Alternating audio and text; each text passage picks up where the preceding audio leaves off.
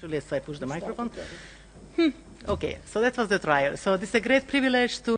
C'est un grand privilège pour moi de vous saluer. Je suis ravie d'avoir la première secrétaire générale femme à notre réunion. Et je viens de dire à notre excellent SGA que pour moi, c'est très important qu'il participe à notre réunion parce que pour qu'on comprenne vraiment, il faut qu'on ait des hommes à nos côtés. Donc, je suis ravie de travailler avec Petra Bayer qui préside ce comité et ce depuis de nombreuses années. Et merci au secrétariat pour avoir préparé la réunion. Alors, je voudrais dire que c'est très important d'organiser cette réunion du réseau parlementaire qui lutte contre la violence à l'encontre des femmes.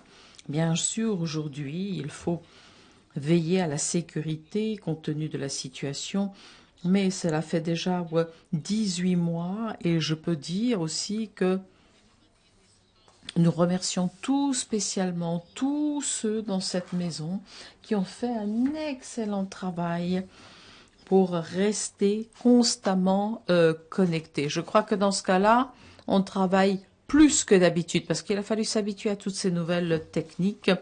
Donc, merci à tout le monde parce que ça a été effectivement formidable de pouvoir acquérir ces nouvelles méthodes de travail. Et nous reprenons notre travail aujourd'hui dans les meilleures conditions possibles. Nous aurons la possibilité de parler du rôle que joue cette convention d'Istanbul. C'est un outil puissant pour protéger les femmes face à la violence, mais bien sûr aussi face à la violence domestique. Les parlementaires de l'Assemblée, et je salue tous ceux qui sont là, nous aurons avec eux la possibilité de poser des questions aux conférenciers qui sont présents physiquement, mais aussi en ligne, tandis que le grand public pourra suivre en direct. Et si vous avez des commentaires, n'hésitez pas, parce que nous devons vraiment tirer les enseignements de tout cela. Et je suis ravie de vous dire aussi que mercredi, je voudrais tous vous inviter à un débat de haut niveau, c'est-à-dire 10 ans plus tard, et ça commencera à 11 heures à l'hémicycle avec la participation d'orateurs éminents. Ce sera une occasion pour rappeler notre soutien à la Convention et à nous engager aux côtés des parlementaires et en tant que parlementaires. Nous avons une grande responsabilité, c'est-à-dire de montrer la voie pour l'avenir à l'issue de ce débat. Donc la réunion d'aujourd'hui doit vraiment préparer cette manifestation et c'est une occasion de contribuer à la réflexion pour savoir comment aller de l'avant. Permettez-moi de vous rappeler que lorsque vous demandez la parole, il faut cliquer sur le bouton « Demande de parole ». Bien sûr, votre nom apparaîtra sur la liste des orateurs et si vous cliquez sur cette liste, sur cette icône, c'est à droite de votre écran. Alors évidemment, si c'est un téléphone, c'est peut-être pas forcément à droite. En tous les cas, dans ce cas-là, c'est peut-être un peu différent. Et bien sûr, quand je vous donne la parole, il faudra que vous activiez votre micro et votre caméra manuellement. On fait ça toujours dès qu'on n'est pas présent dans la salle. Et bien sûr, quand vous prenez la parole, je vous demanderai de changer la sélection des langues. C'est en bas à gauche sur un ordinateur normal. Et ensuite, vous allez sur Floor. Et d'ailleurs, je saisis cette occasion pour saluer nos interprètes. Bien sûr, les documents qui sont toujours très bien préparés, vous les trouverez sous l'onglet Documents à droite de votre écran. Donc voilà, je vous propose de commencer. Alors tout d'abord, il nous faut adopter l'ordre du jour qui nous a été envoyé lundi dernier. J'espère que tout le monde a eu le temps d'en prendre connaissance. Bien sûr, s'il y a des personnes qui ont des remarques, n'hésitez pas à prendre la parole maintenant. Bien, pas de demande, ça veut dire que l'équipe a fait un excellent travail, je les en remercie. Et je voudrais dire aussi que nous pouvons donc adopter l'ordre du jour. Donc, merci beaucoup. À présent, je vous propose de passer au deuxième point, c'est le PV. Dans votre dossier, vous avez le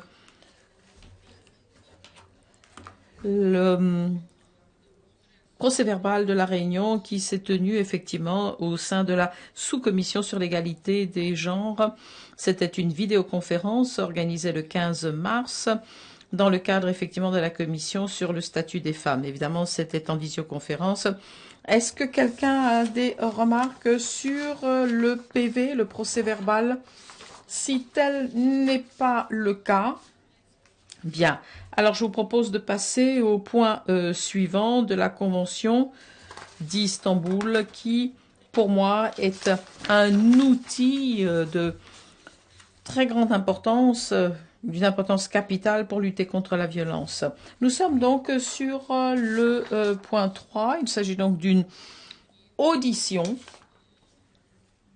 consacrée à la Convention d'Istanbul. C'est un grand plaisir pour moi et j'insiste, je donne la parole à Monsieur Björn Berge, qui a été élu secrétaire général adjoint pour son premier échange de vues avec notre commission sur l'égalité et d'ailleurs renforcé par le secrétariat d'Espina. Et bien sûr, nous avons tout notre réseau de parlementaires Women Free from Violence. Il représentera d'ailleurs le Conseil de l'Europe et d'ailleurs aussi le Grevio qui a tant œuvré pour cette cause et notamment pour la promotion de la signature et de la ratification de la Convention d'Istanbul. Monsieur la secrétaire générale et monsieur le secrétaire général adjoint, c'est un grand honneur de vous avoir ici. Merci beaucoup, Madame la Présidente. Bonjour à tout le monde. Despina, Petra, tous les parlementaires, chers amis, et aussi bonjour à tous ceux qui nous suivent au loin. C'est un plaisir de pouvoir participer aujourd'hui. Je voudrais commencer par remercier mes panélistes et l'organisation qu'ils ont mis en place. Women Against Violence fait un excellent travail, donc WAVE fait un travail formidable pour recueillir des données sur la violence et les diffuser.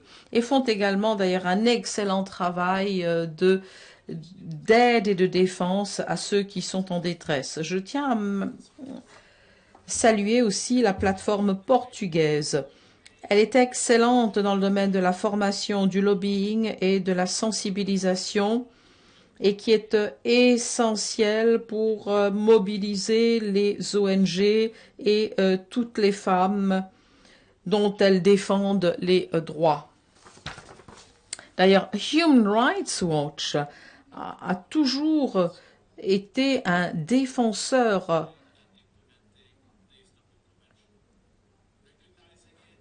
de cette convention pour qu'on la ratifie et qu'on la mette en œuvre. Reconnaître que cette violence existe sur le continent européen. Ce travail que vous faites nous met face à une réalité terrible et que connaissent les femmes. Cette expérience et cette vision que vous nous donnez est absolument essentielle pour façonner les politiques de ceux qui sont au pouvoir, mais aussi des organisations internationales.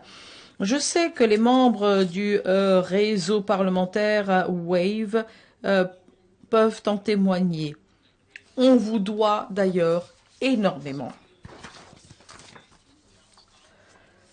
À n'en pas douter, votre solidarité est plus importante que jamais. Le 10e anniversaire de la Convention d'Istanbul a créé des émotions un peu mixtes, mitigées. D'un côté, sur le point positif, ceci a effectivement est le résultat de existe depuis une décennie et cela a permis de sauver des vies. Puisqu'entre-temps, cela a sauvé des vies, 34 pays ont rejoint cet outil et nous félicitons de la ratification toute récente du Parlement de Liechtenstein. C'est un signal politique important pour tous. L'impact de la Convention est également important dans le domaine de la justice. Des efforts sont faits pour définir et pénaliser certains actes. Il y a aussi tout le soutien supplémentaire que les autorités mettent en place pour les femmes en danger, mais aussi la façon dont ces systèmes de justice pénale font face à cette criminalité. Prévenir la violence, protéger les victimes, poursuivre les auteurs. En fait, tout ça, on l'a dans ce traité. C'est précisément le cœur même de cette convention. Et la valeur ajoutée d'un instrument international est claire, c'est-à-dire d'améliorer les normes au niveau national, veiller à ce qu'il y ait un suivi indépendant et un soutien qui puisse aider les autorités nationales à surmonter les barrières et doit pouvoir permettre aussi la coopération entre les différents systèmes juridiques pour effectivement poursuivre les cas internationaux. Ce matin, notre organe de suivi, le Grevio, a publié une étude très intéressante portant sur 17 évaluations de pays qui a été mise en place depuis que cette convention est entrée en vigueur. Ces rapports analysent le niveau de conformité des États parties et nous comptons bon nombre d'exemples positifs. Notamment, il y a des orientations pour savoir sur quoi il faut se concentrer et ce qui doit être fait pour veiller à ce que les femmes et les jeunes filles ne connaissent pas une vie de violence. Et tout ceci grâce à cette convention. Malgré ces progrès et ce soutien, il faut quand même reconnaître que ce traité est contesté dans certaines parties de l'Europe. La montée du populisme extrême et du nationalisme ont effectivement fait rétrograder les droits des femmes. Il y a des malentendus, des discours qui déforment la vérité, qui sont utilisés pour saper ce traité. Et ceci a d'ailleurs été utilisé comme justificatif pour quitter, ne plus être partie à ce traité. Il y a en plus l'impact de la Covid-19, beaucoup de femmes qui ont dû rester à la maison et en ont payé un prix très élevé. Ce cadre stratégique du secrétaire général permet au Conseil de l'Europe d'avoir une perspective à long terme. Ce cadre a été adopté lors de la session ministérielle d'Hambourg au mois de juin.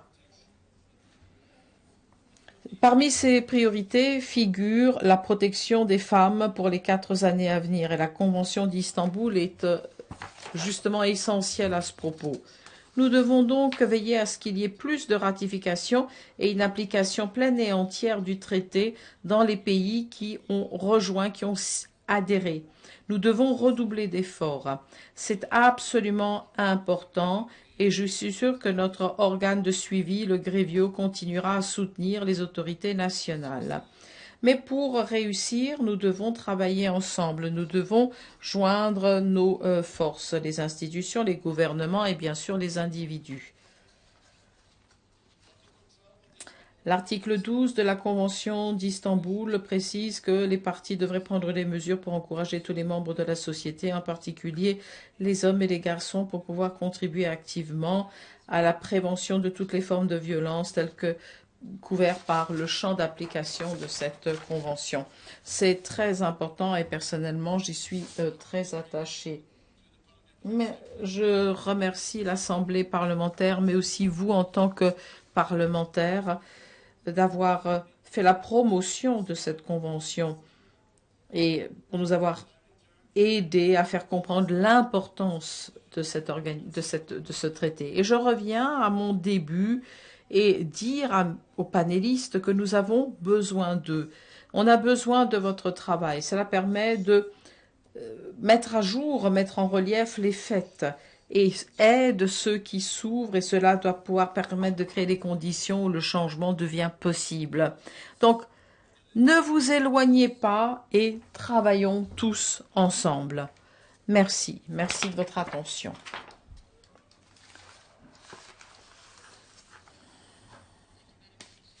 Merci beaucoup, Björn.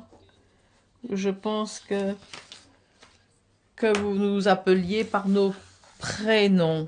Et je pense que c'est naturel. Parle aux femmes en utilisant leur prénom. Mais moi aussi, je voudrais pouvoir faire la même chose parce que s'il y a égalité de traitement, donc comme vous êtes un de nos amis, j'apprécie de vous avoir. Et juste encore une petite phrase, votre engagement personnel est absolument essentiel, et notamment ce qui a été fait par le Liechtenstein. Merci de l'avoir mentionné. Alors, nous passons maintenant à l'oratrice suivante, qui n'est pas là, mais qui prendra la parole en ligne, Madame Marcella Perrone, présidente de l'association Women Against Violence Europe. Elle nous dira ce qui a changé pour les ONG qui effectivement aident les survivants depuis l'entrée en vigueur de cette convention. Je suis ravie que vous soyez là et en tous les cas, merci beaucoup pour votre travail intense et votre engagement. Merci. Merci de m'avoir invité à cette conférence importante. Messieurs, mesdames, les membres de l'Assemblée et membres de la Commission sur l'égalité et la discrimination, merci beaucoup. C'est un honneur pour moi de pouvoir représenter WAVE et je remercie le secrétaire général pour les propos aimables qu'il a tenus à notre propos. Nous représentons 160 membres dans 46 pays européens. Et ceux qui travaillent en première ligne aident les femmes dans ces pays en fonction de leurs besoins. Il faut donc reconnaître à quel point cette convention nous a aidés au quotidien. C'est un traité de défense des droits de l'homme. Alors, simplement pour évoquer certains des aspects tout à fait novateurs de cette convention, c'est la reconnaissance effectivement de cette violence est une violation des droits de l'homme. Donc ça veut dire que les États sont donc responsables s'ils ne répondent pas à cette violence. La pénalisation de certaines infractions, c'est quelque chose qui a aussi aidé à faire davantage attention à certains délits et crimes qui touchent les femmes et les jeunes filles. Nous demandons à toutes les agences et tous les services d'État d'intervenir pour que la violence domestique soit combattue de manière cohérente. C'est essentiel que la société civile et les autorités d'État travaillent ensemble. Nous reconnaissons l'importance de tous ces services, notamment WAVE s'occupe de ce problème depuis plus de 30 ans. C'est un réseau. Nous avons des membres partout en Europe. Nous organisons des actions, des campagnes de sensibilisation et nous demandons à tous les États d'avoir une approche globale. Nous n'avons jamais arrêté de promouvoir la ratification, quel que soit l'État, et de ne pas oublier aussi la mise en œuvre pratique. Donc, sur ce plan-là, je dirais qu'il y a une tâche importante qui attend cette Assemblée, qui doit être un moteur pour les 47 États membres. Demander que des mesures soient prises sur la base de cette convention. Je pense que c'est très, très important. pas uniquement pour la ratification comme nous venons de l'entendre, mais aussi pour défendre les principes qui y sont ancrés, parce que nous avons vu parmi nos membres que dans les États où on s'oppose à la ratification, où on regrette d'avoir ratifié, il y a des initiatives, parfois au niveau local, au niveau national, prises par la société civile pour que les principes soient appliqués. Et donc c'est assez intéressant de voir cette pratique. On le trouve par exemple en Hongrie, en Ukraine, où on essaie par ce biais-là, c'est la société civile qui met en œuvre la convention parce que c'est un instrument qui permet de lutter contre la violence. Donc avec ces organisations, et c'est d'ailleurs très important, nous avons travaillé aussi avec le Grevio pour rédiger par exemple des rapports opposés sur certaines questions liées à la mise en œuvre du texte. Alors, nous continuons à sensibiliser chaque fois que nous le pouvons, mais nous luttons aussi à l'encontre de toutes les attaques qui viennent et qui essaient de défendre le modèle classique et qui mettent en doute les droits de la femme et l'égalité. La mise en œuvre est essentielle pour notre réseau. Il y a les rapports du Grevio, les recommandations. Cela a vraiment eu un effet positif pour tout notre travail, notamment tout le travail de la société civile et au final pour les femmes et les enfants. Cela a permis d'autonomiser ces femmes, de reconnaître aussi la compétence de ces associations et de la société civile. Nous sommes plus forts qu'avant.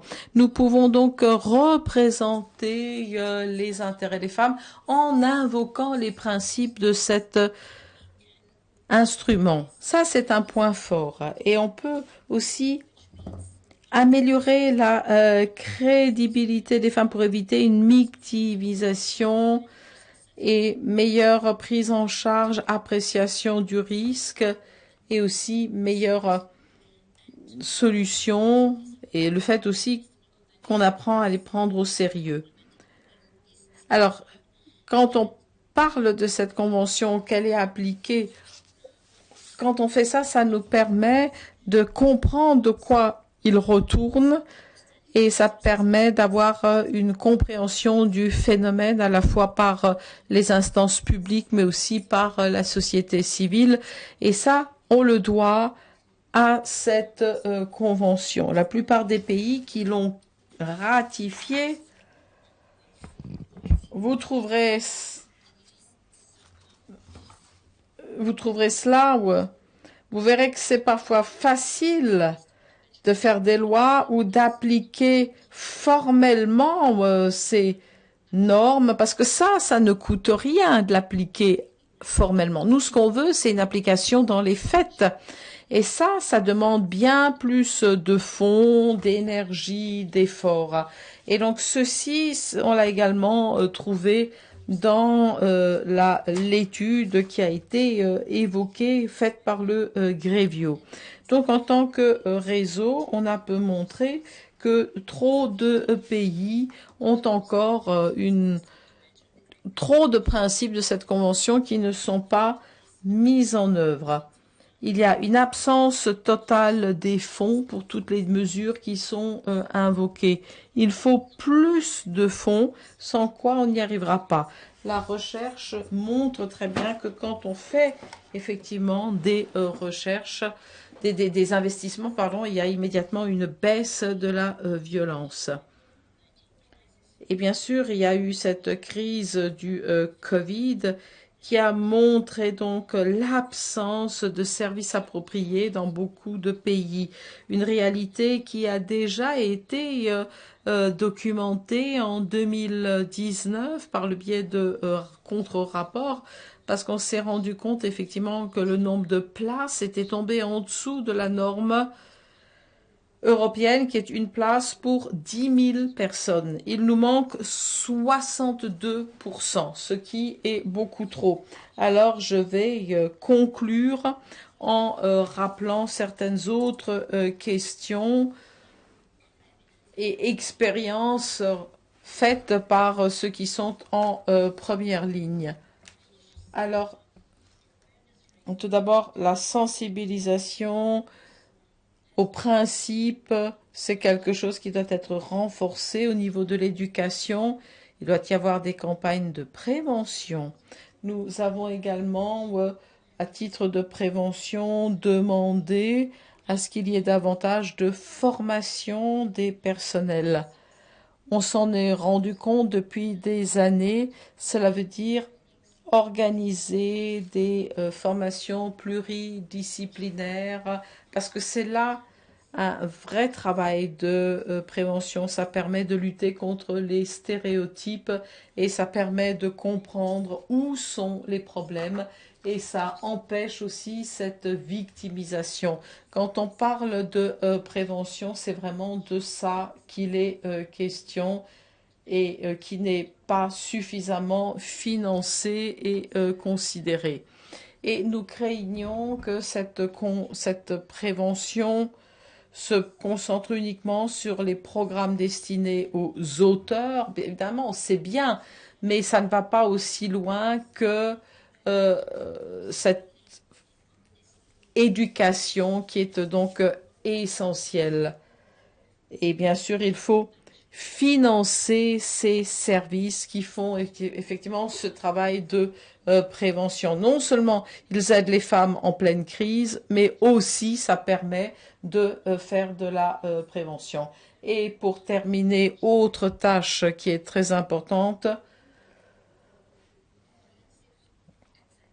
pour avoir une approche plus scientifique, c'est collecte de données et de recherche. Là aussi, il vous faut des fonds, c'est absolument essentiel si on veut vraiment comprendre ce dont on a besoin.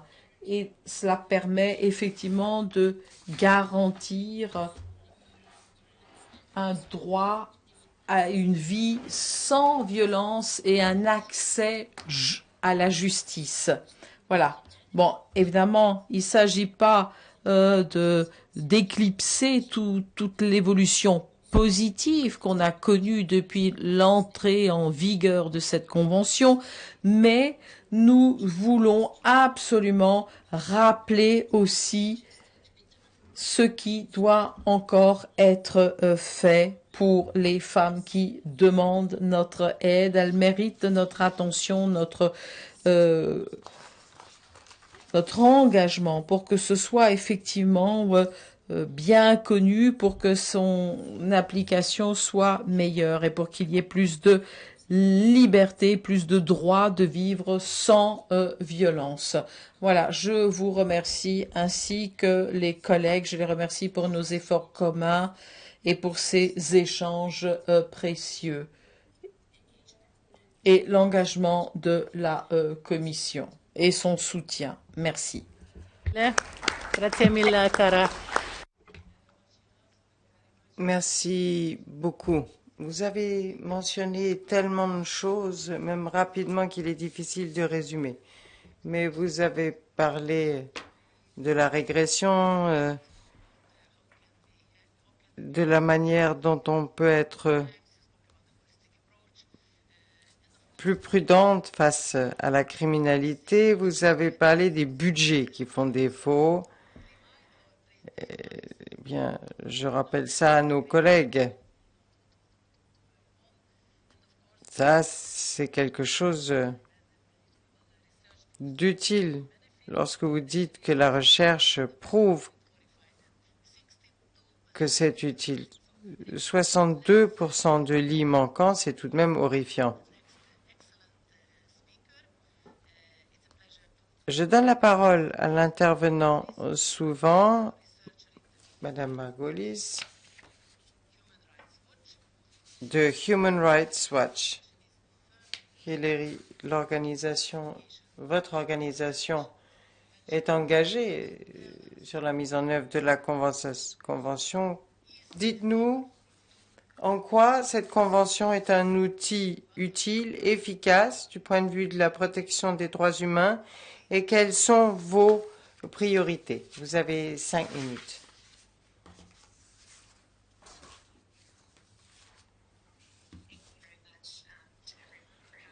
Merci. Je remercie le secrétaire général adjoint et tous les collègues ici. Human Rights Watch documente les violations des droits de l'homme et nous travaillons à tous les niveaux, local et international. Dans les travaux que nous faisons, dans les États membres du Conseil de l'Europe aussi, nous voyons comment trop souvent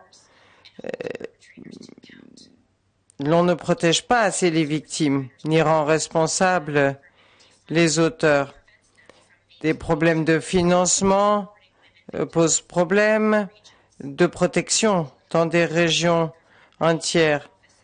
Et beaucoup de défenseurs de ces droits sont inquiétés par les autorités.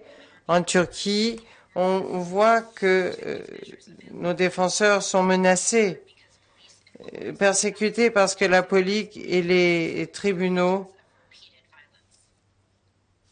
n'adoptent pas les positions qu'il faudrait. En Hongrie, on nous a dit récemment comment les victimes de violences domestiques qui appellent au secours ne sont pas transférées vers des services compétentes. À moins que votre mari vous batte régulièrement et vous soyez à menace de mourir, rien ne vous aidera. Au Royaume-Uni, nous voyons une érosion des services spécialisés, ce qui a durement touché les femmes et surtout les femmes marginalisées. Et pourtant, une loi récemment adoptée, dont on nous a dit qu'elle était unique en son genre, exclut de cette protection les femmes migrantes. Et on voit que les poursuites pour viol ont baissé de 60%. Beaucoup de pays nous disent que leurs lois et politiques sont satisfaisantes, suffisantes, et pourtant les statistiques disent le contraire. Nous sommes encouragés par l'engagement de beaucoup d'États membres du Conseil de l'Europe sur la Convention et ses normes. Et pourtant, nous savons, comme la recherche le montre, qu'aucun pays dans la région n'a pu éradiquer la violence faite aux femmes. Tous les États membres du Conseil de l'Europe et d'autres bénéficient des normes fortes de la Convention ainsi que de l'aide précieuse du Grevio. La Convention est un outil qui ne peut pas tout, mais qui est tout de même un outil formidable. Des protocoles de Maputo, par exemple, poussent les États dans d'autres régions à faire plus. Et la Convention d'Istanbul commence à avoir des effets en Europe. Les normes régionales s'influencent mutuellement. Et la Convention d'Istanbul a fixé la barre très haut pour d'autres régions dans le monde. Une protection est prévue pour des formes de violence qui n'ont jamais été envisagées dans d'autres instruments. Ce faisant, il s'agit d'un ajout au droit international, mais parle aussi de l'obligation positive des États à mettre en œuvre une gamme complète de mesures. Ce faisant, cela pousse des systèmes de prévention complets à voir le jour. Une femme en Pologne me disait récemment l'importance de la Convention Istanbul contraignante inscrite dans le droit interne. C'est une référence pour nous. C'est un objectif pour elle et pour beaucoup d'autres femmes. La Convention d'Istanbul est l'étoile du Nord. La pandémie, comme nous le savons, a exposé les femmes et a montré qu'il s'agissait de cette deuxième pandémie des violences faites aux femmes. Et nous espérons que la lutte renforcée de ces violences sera un des effets positifs de la pandémie et que cela convaincra toute la classe politique. Ça pourrait être un moment décisif si les gouvernements en décidaient ainsi. Ils pourraient saisir l'occasion pour arrêter d'utiliser des rustines pour régler un problème chronique, systémique. Les gouvernements pourraient enfin prendre des mesures pour reconnaître et répondre à l'interaction entre la violence, l'inégalité et la discrimination dans les vies des femmes et des filles. Ils pourraient s'assurer que la lutte contre ces violences est une vraie priorité, fondée sur des financements concrets, des réformes judiciaires, une protection concrète due aux plus vulnérables. Mettre en œuvre la Convention d'Istanbul est le meilleur moyen d'atteindre cet objectif. La Convention a suscité des réactions fondées sur la désinformation, les efforts de consolidation de certaines politiques en place, présentant les droits humains comme une menace au lieu de les présenter comme la pierre angulaire des valeurs européennes. Les défenseurs des droits de l'homme réagissent, bien sûr, mais dans un environnement de plus en plus hostile et à un prix personnel et professionnel considérable. Elles ont donc besoin de soutien. Elles ont besoin que vous défendiez publiquement la Convention d'Istanbul, qu'il y ait des campagnes de réinformation sur la Convention, de veiller à la mise en œuvre dans les différents États et encourager tous les gouvernements à le faire. L'accès au financement est également très important, surtout là où les fonds publics ne servent jamais au service aux victimes. Elles ont besoin de votre solidarité. On ne peut pas autoriser que le droit des femmes soit opposé aux femmes des LGBT, qu'on exploite tous ces discours. On ne peut pas autoriser que des leaders politiques et décideurs politiques ne se rallient pas au droit de vivre sans violence. Il est clair que la Convention d'Istanbul motive les États à apporter une réponse aux victimes.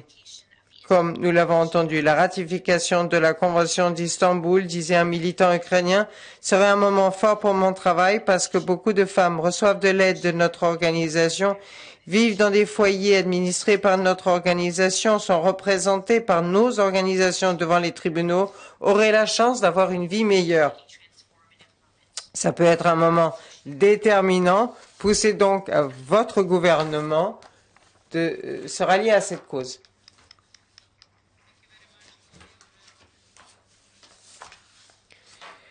Merci beaucoup pour cet engagement.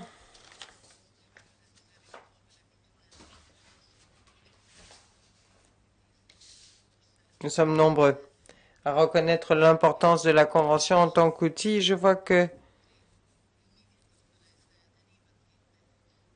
les collègues turcs qui a organisé un événement avec ses collègues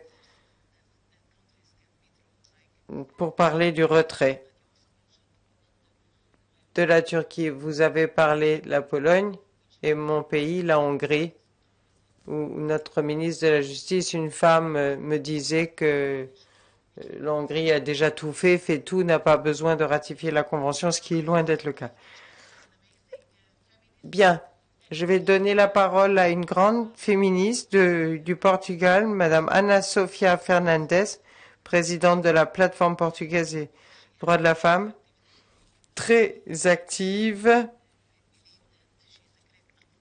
et une grande avocate. Ana Sofia Fernandes, ravie de vous voir. Parlez-nous de l'impact de l'entrée en vigueur de la Convention d'Istanbul pour votre travail au Portugal. Merci. Eh bien, au nom de la plateforme portugaise pour les droits de la femme, organisation fêtière des organisations des droits de la femme au Portugal, j'aimerais vous remercier de l'invitation. La violence faite aux femmes et aux filles continue d'être la violation la plus répandue des droits des femmes dans l'Europe et dans le monde entier, qui affecte les vies de millions de femmes et de filles. La pandémie a dégradé encore un peu plus les choses. Cette deuxième pandémie est devenue cette violence structurelle, persistante contre les femmes et les filles. Et le Portugal a été le premier État de l'Union européenne à ratifier la Convention du Conseil de l'Europe, la Convention d'Istanbul. Notre engagement avec la création de cette convention remonte à 2008, lorsque le député Mendes Bota était rapporteur général sur la violence faite aux femmes et coordonnateur du réseau parlementaire, a été l'auteur de la résolution 1635 et de la recommandation 1847. Ces deux documents ont été adoptés à l'unanimité à Strasbourg cette même année, après un débat sur le rapport Lutter contre la violence faite aux femmes pour une convention du Conseil de l'Europe. L'Assemblée demandait dans ce document au comité des ministres de bien vouloir donner naissance à cette convention, qui est devenue un cadre légal très complet qui reconnaît le droit aux femmes d'être protégées de ces violences, structuré sur 4 piliers: prévention, protection, poursuite, politiques intégrées. C'est une orientation pour prévenir la violence, pour poursuivre les auteurs et protéger les victimes. La Convention d'Istanbul est un traité des droits humains et la violence faite aux femmes est compris comme une violation de ces droits humains, une forme de discrimination des femmes qui inclut toute menace fondée sur le genre qui résulte ou est susceptible de résulter dans des préjudices physiques, sexuels, psychologiques ou économiques dans la vie privée ou publique. Quel était l'impact de la Convention au Portugal? Eh bien, prenons les 4 piliers. En termes de politique, il y a eu des changements dans le droit civil et le droit pénal, de la violence faite aux filles et aux femmes et la violence domestique. Ainsi, la violence économique est encore largement exclue de la législation. Et certaines formes d'abus économiques n'ont pas encore de solution. Certains amendements ont été apportés au droit pénal en matière de violence sexuelle et de viol. Même si le concept de consentement n'a pas encore fait son entrée dans la législation, le terme utilisé en portugais est vontade civil. Ensuite, un plan d'action national a vu le jour et qui parle de violences faites aux femmes et de violences domestiques. Bon, les politiques pourraient encore être mieux intégrées, mais il y a déjà un projet. Ensuite, la Convention d'Istanbul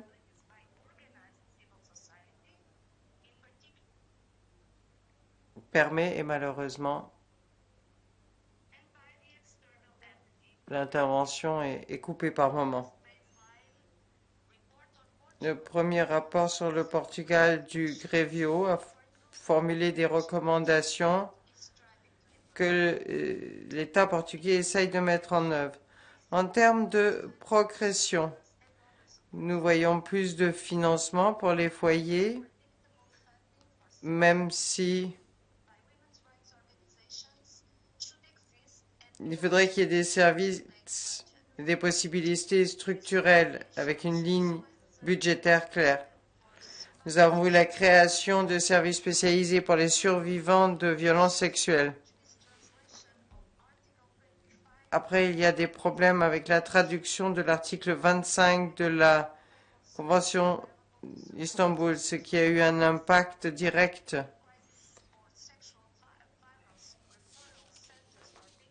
Les centres de crise sont en fait les centres tels que visés par la Convention ne sont pas encore créés. Il y a deux types de services spécialisés, deux services de ce type au Portugal. Il y a eu la création de services spécialisés pour les femmes plus âgées, les femmes ayant des troubles mentaux, les femmes migrantes et réfugiées, entre autres. Avec la création de normes communes pour la prestation de services, même si le réseau des professionnels n'est pas encore composé de spécialistes de violences sur les filles et les femmes par les hommes, et qu'il faut améliorer le fonctionnement du réseau dans la communauté. En termes de poursuite, il y a des développements très positifs. Au Portugal, le nombre de condamnations est faible, ce qui pose problème pour des questions d'accès à la justice.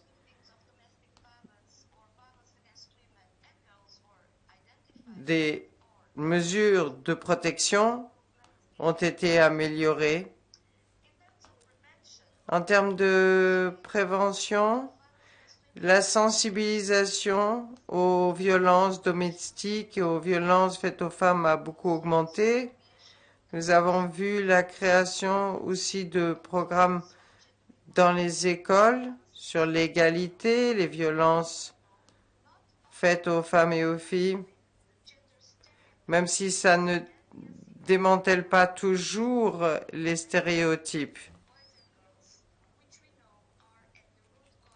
Or, nous savons que ça fait partie des problèmes.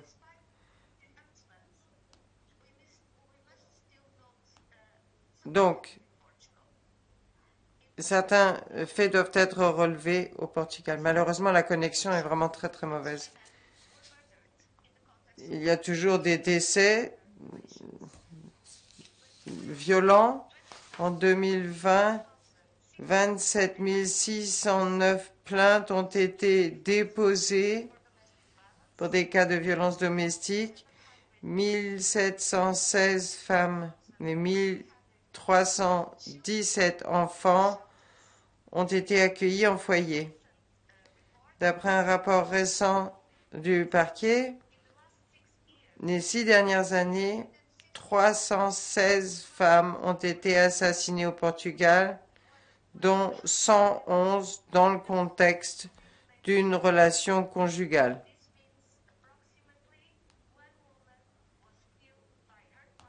Ce qui veut dire qu'une femme a été tuée par son conjoint ou ancien conjoint tous les 21 jours entre 2014 et 2019. Donc, toutes les formes de violence sont liées, forment un continuum de violence qui prend différentes formes, de la violation patente des droits de la femme à des formes plus subtiles de contrôle sur leur vie, leur corps ou leur sexualité. La violence des hommes sur les femmes est liée à une culture de sexisme dans nos sociétés. J'ai commencé par dire que la Convention d'Istanbul est née d'un consensus sur son importance. Ce consensus est mis à mal. Il est donc plus important encore de renforcer la Convention en la reliant à d'autres instruments du Conseil de l'Europe, tels que la Convention sur la traite des êtres humains, la stratégie 2018-2023 et la recommandation du Comité des ministres sur la prévention et la lutte contre le sexisme. qui a proposé la première définition internationale du sexisme, comme toute expression, acte, mot, image, geste, fondée sur l'idée que certaines personnes, principalement les femmes, sont inférieures du fait de leur sexe. Comprendre le continuum de la violence masculine sur les femmes et les filles, en ligne ou hors ligne, y compris l'exploitation sexuelle, permettra de créer des politiques mieux intégrées avec des effets positifs aussi sur la prévention. Chaque femme a le droit de vivre une vie sans violence et sans peur de la violence. Faisons-le ensemble. La Convention d'Istanbul permet de sauver des vies de femmes. Merci de votre attention. Muito obrigado. Thank you very, very Merci beaucoup. Eh bien, nous n'avons pas beaucoup de temps. J'aimerais saisir l'occasion de la présence de la secrétaire générale pour lui donner la parole d'Espina. Et je vous remercie tous et que la lutte continue ensemble. Après, s'il y a encore des observations, j'espère que nous aurons encore un tout petit peu de temps.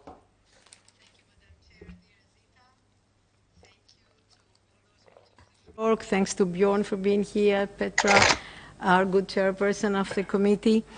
It is always, for me, very shocking to hear the figures, the data that you provide when you speak about violence against women.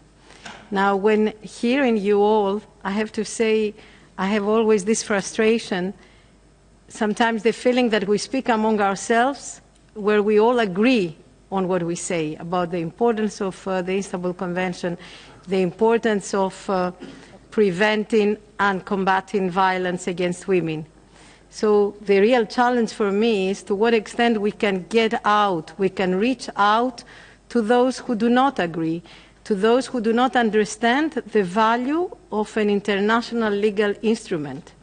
But I think this is what makes the difference when we hear arguments about domestic legislation being important, even more important, some say, to really convince what makes the difference for an international legal protection system.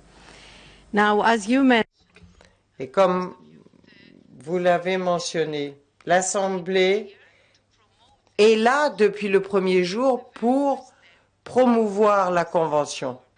Nous avons bien le sentiment que c'est notre Convention d'une certaine manière. Il nous revient donc une certaine responsabilité dans le succès de sa mise en œuvre. C'est pour ça que nous organisons cet événement mercredi en plénière. C'est d'ailleurs la première fois dans l'histoire de l'Assemblée que nous essayons d'innover.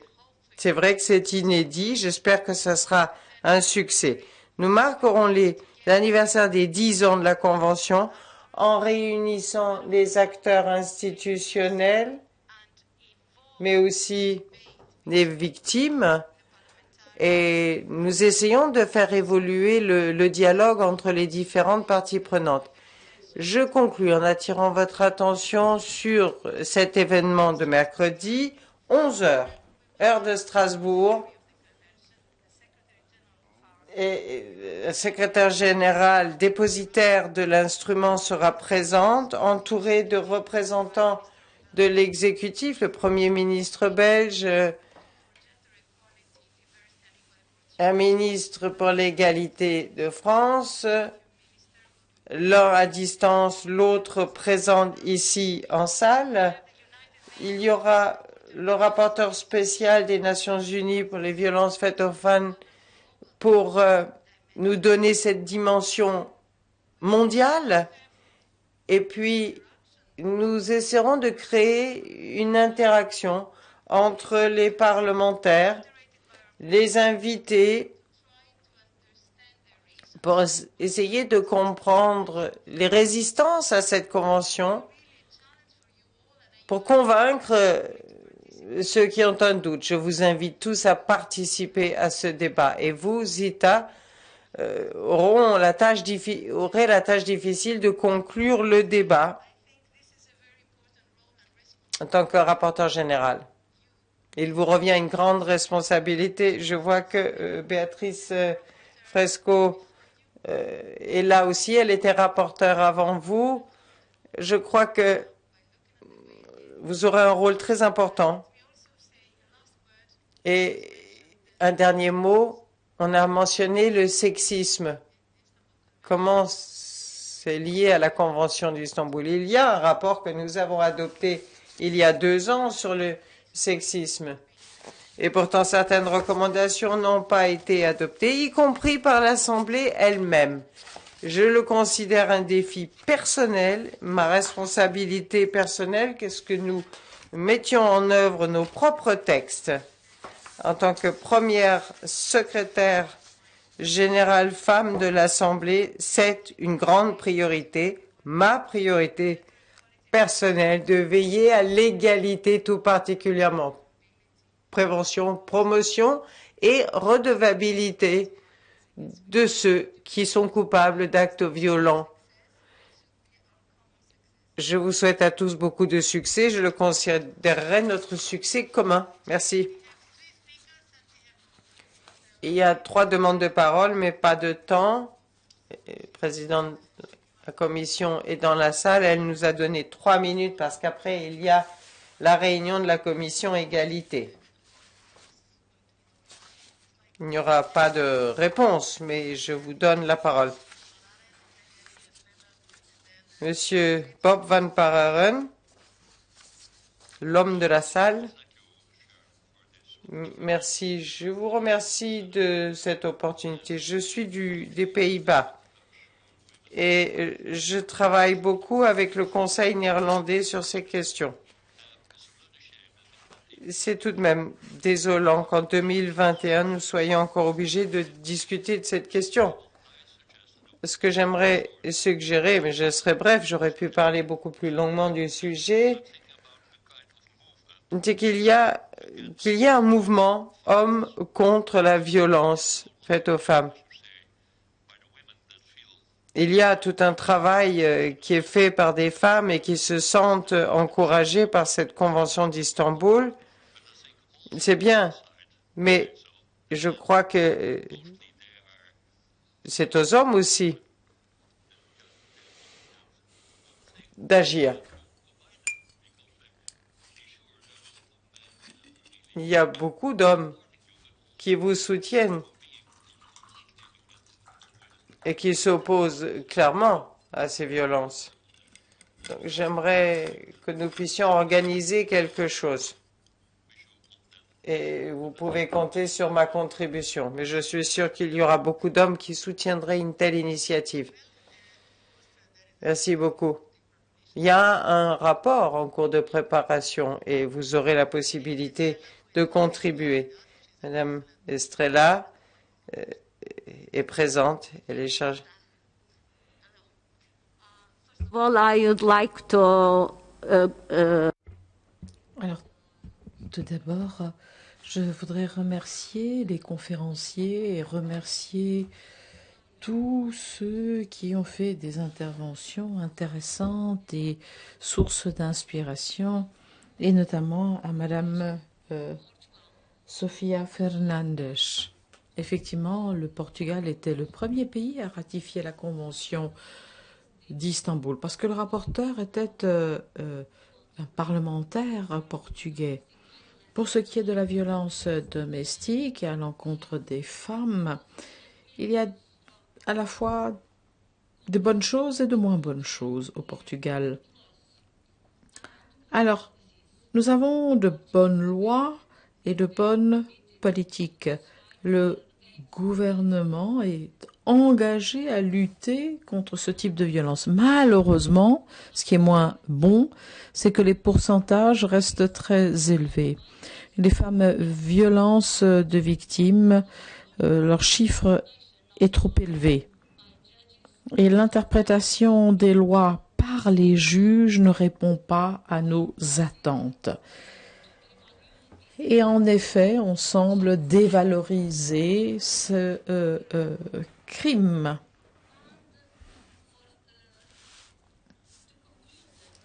Et donc, pour conclure, j'aimerais savoir comment il convient d'interpréter le fait que la Turquie a renoncé à cette convention qui a été signée dans ce pays et qui, de ce fait, porte le nom de la capitale turque. Oui, en effet, c'est un sujet. Je me tourne vers notre président. Et effectivement, il faudrait qu'on mette ça effectivement à l'ordre du jour. Et je suis désolée, il faut vraiment qu'on s'arrête pour des raisons de temps. J'en suis vraiment désolée. Oui, merci Zita. Merci à tout le monde. Je suis aux Pays-Bas, à La Haye. Je ferai quelques observations que je présenterai de manière staccato. Merci Espina pour vos remarques. Il faut effectivement sortir de notre bulle et essayer de tendre la main à ceux qui veulent changer la situation. Et je ne crois pas que c'est une pandémie, c'est pas une maladie, c'est pas une maladie. On n'a pas besoin de thérapie. La Convention d'Istanbul est une convention des droits de l'homme, donc c'est une violation des droits de l'homme. Deux remarques pour mon propre pays. Le Grevio a remarqué, il n'y a pas d'approche sensible à cette violence. Et d'ailleurs, un rapport a été rédigé, ainsi que le rapport donc du Grevio, et l'ancien ministre des Affaires étrangères et l'actuel, tous les deux se sont prononcés sur le retrait de la Turquie, et c'est peut-être une occasion pour encourager d'autres à signer, à ratifier. Et je voudrais dire à Bob qu'on est en train de préparer une motion sur l'article 12.4 de la Convention qui parle notamment du rôle des hommes et des jeunes garçons. En tous les cas, je souhaiterais être avec vous dans cette salle, mais en tous les cas, en pensée, je suis avec vous. Merci beaucoup. Oui, quelqu'un d'autre avait demandé la parole il y a 10 minutes et la présidence me dit que je peux vous accorder juste 1 minute. Salenberger, 1 minute.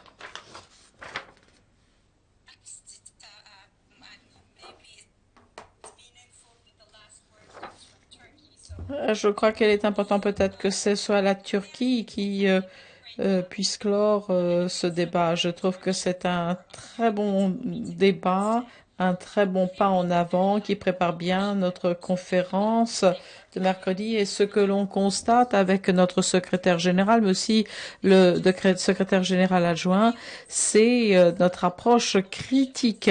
Mais là aussi, il y en a d'autres qui sont tout aussi critiques. En Turquie, ce qui se passe en Turquie encourage peut-être d'autres pays à se rapprocher de cette convention, mais le prix est payé par 83 millions de personnes chez nous. Donc il faut aussi veiller à ce qu'ils reviennent dans le système plutôt que de les laisser de côté et de penser simplement à d'autres ratifications. Il faut vraiment qu'on s'approprie ce texte. Il y a des femmes qui ont demandé effectivement au retour, qu'on revoie cette décision tout à fait illégale. Et donc, il y a vraiment un engagement de la part des femmes pour qu'elles restent dans cette convention. Et comme l'a dit la secrétaire générale, et ça a d'ailleurs été évoqué dans le panel, je voudrais rappeler l'importance de la société civile, l'importance des autorités. Il faut qu'on surmonte cette fausse information. Il faut aussi créer des centres où les femmes, des centres d'accueil où elles puissent se réfugier. La Turquie n'a pas quitté le mouvement, en tous les cas où la société civile et les femmes en Turquie s'accrochent très fort à la Convention d'Istanbul. Merci. Je suis vraiment très, très désolée, mais je suis sûre que vous allez pouvoir intervenir mercredi. Donc, vous avez ce document entre les mains, mais vous pouvez aussi le trouver sur Internet. En tous les cas, merci à tous pour votre excellente contribution. Il nous faudrait plus de temps, plus d'orateurs. Mais je suis vraiment privilégiée d'être ici avec notre secrétaire général et notre secrétaire général adjoint. Et pour ce qui est de la prochaine réunion, c'est le secrétariat qui nous informera.